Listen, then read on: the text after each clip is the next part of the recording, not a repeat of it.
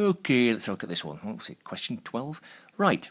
120 divided by -8 times 15, and that is the way you're going to do it. Remember, please excuse my dear Aunt Sally.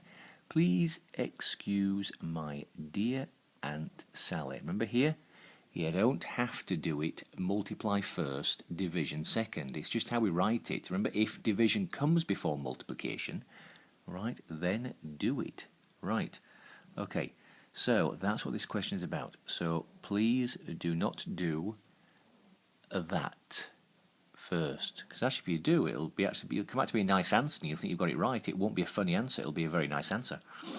In fact, if you do it wrong, you're doing this. 120 divided by, what's -8 times 15? It's -120. Well, remember, anything divided by itself is 1. This has a negative in the question. Remember, 1 negative stays negative, 2 negatives becomes positive. So if you did it wrong, remember, I'm doing this wrong, the answer looks good. Okay, I'm now going to do it right. And it's this. Oops, let's erase more stuff. It's this. It's that first. Alright? Oh dear, what is that? Right, 120 divided by -8. 1 negative in the question, so it's negative. 120 divided by -8 is -15. I then multiply by 15 there.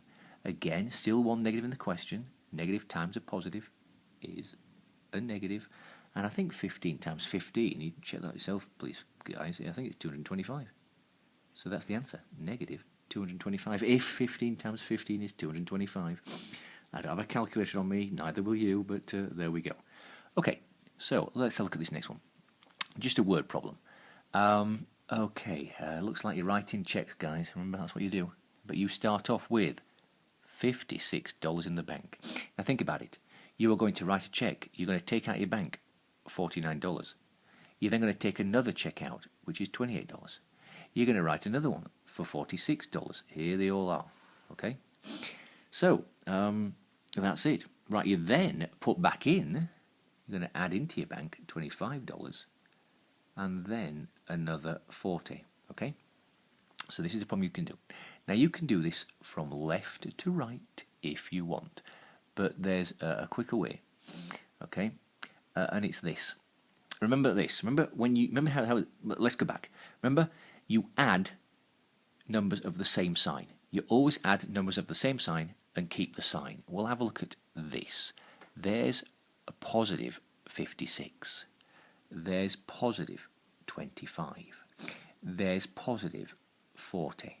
All my positive numbers make, right, 56, oh dear, well 56, what's that, and 65 at the end. I'm doing I'm doing it in what order I feel like it, but 56, that's 65. What's 56 and 65? Quick. 121, is it? 121, alright? I've got positive 121. Okay, I'm still going to add things of the same sign. I'm going to add 49, I'm going to add 28, and I'm going to add 46. But these are going to be the negative numbers, okay? Remember, you add things of the same sign. So, what's 49 and 28? What's that? 77. So 77. Add another 46. Remember, these are the negatives. I'm adding things of the same sign. Oh dear, what's that? 13, what again? 123? So, I have 123 negatives. Okay, so 121 positives, so 123 negatives. So what I'm doing here is this is the question. It's 121 positive, take away 123. That's what I'm actually doing. 121, take away 123. The signs are the same. Sorry, the signs are different because one's positive, one's negative. So remember, subtract. But I'm going to do it this way around. Well, that gives me 2, doesn't it?